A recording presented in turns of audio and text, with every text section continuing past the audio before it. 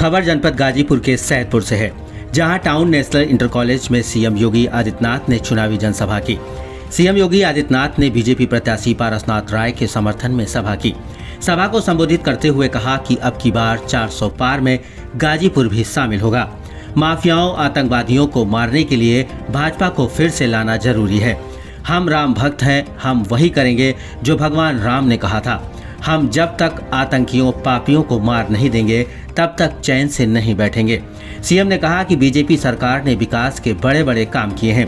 BJP सरकार ने देश की सीमाएं सुरक्षित की हैं। कहा कि त्योहारों पर माफिया खुली जीप में घूमकर हिंदुओं को डराते धमकाते थे और सपा सरकार ने राम भक्तों पर गोलियां चलवाईं। सीएम ने कहा कि सपा माफियाओं के सामने घुटने टेकती थी। देश में 80 करोड़ लोग फ्री में राशन पा रहे हैं और अब 70 वर्ष से ऊपर के बुजुर्गों को मुफ्त इलाज की व्यवस्था की जाएगी। विपक्षी सत्ता में आने पर पर्सनल लॉ लागू करेंगे, जबकि बीजेपी देश में कभी सरिया कानून नहीं लागू होने देगा। बीजेपी सत्ता में आने पर विरासत टैक्स लगाएंगे। ये लोग देश में औरंगजेब की तरह जजिया टैक्स लगाएंगे। सीएम ने कहा कि अब देश प्रदेश में सिर्फ सुशासन रहेगा। मुख्यमंत्री ने गाजीपुर सीट से सपा प्रत्याशी अफजाल अंसारी पर निशाना साधते हुए कहा कि वे लोग खुद को ब्रिगेडियर उस्मान का वारिस बताते हैं, जो पूरी तरह झूठ है। ब्रिगेडियर उस्मान का उनके घर से कोई नाता नहीं है। वे लोग जनता को गुमराह कर रहे हैं। मुख्यमंत्री की जनसभा को देखते हुए कड़ी सुरक्षा व्यवस्था का बंदोबस्त किया गया था। वहीं वीआईपी गेट पर सुरक्षा कर्मियों ने सैदपुर के पूर्व विधायक सुभाष पासी को वीआईपी गेट से जाने से रोक दिया गया, जो लोगों में चर्चा का विषय बना हुआ था। गाजीपुर से मोहम्मद साहिद की खास रिपोर्ट। यहाँ का भी माफिया है। जब अपने काले कारनामों को छुपाने के लिए कोई जगह नहीं मिलती, कहता हम ब्रिगेडियर उस्मान के परिवार के लोग हैं। भाइयों, इस माफिया परिवार का ब्रिगेडियर उस्मान के परिवार से कोई संबंध नहीं है, कोई संबंध नहीं। तो कहता झूठ बोलता है। इससे कोरा झूठ कोई नहीं हो सकता है। इससे कोरा झूठ अगर समाजवादी पार्टी कहे कि हमने राम मंदिर बना दिया, क्या आप मानेंगे? मानेंगे क्या? अरे राम भक्तों पर गोली चलाने वाले मंदिर क्या बनाएंगे? आतंकवादियों के पैरोकार और माफियाओं के सामने घुटने टेकने वाले राम मंदिर का निर्माण और आपको सुरक्षा क्या प्रदान करेंगे? सुशासन और कानून के राज की बात क्या कर सकते हैं लोग? अपने पापाचार, अपने अनाचार, अपने भ्रष्टाचार के कारण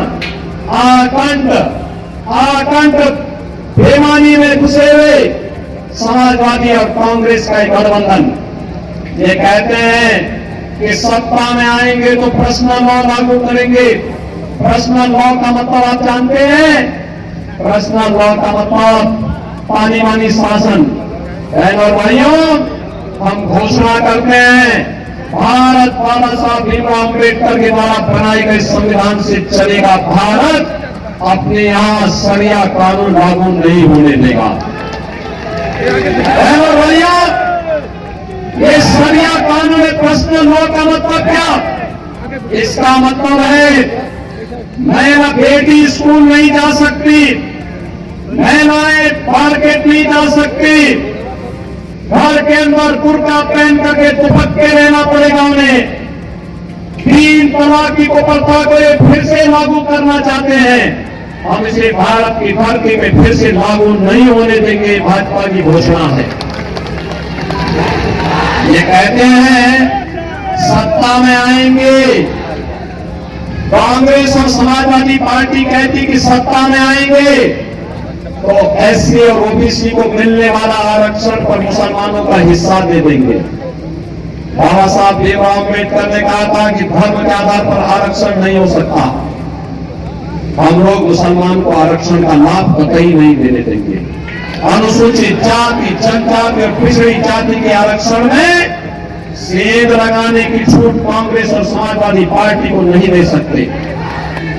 ये कहते हैं सत्ता में आएंगे तो सत्ता में आने के बाद ये विरासत टैक्स लगाना चाहते हैं।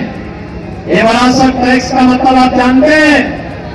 बहनों और भाइयों, विरासत टैक्स का मतलब विरासत टैक्स का मतलब है आपके बाप दादों ने, आपके पूर्वजों ने कोई प्रॉपर्टी बनाई और प्रॉपर्टी आज आपको मिली, तो कांग्रेस और समाजवादी पार्टी की अगर सरकार आई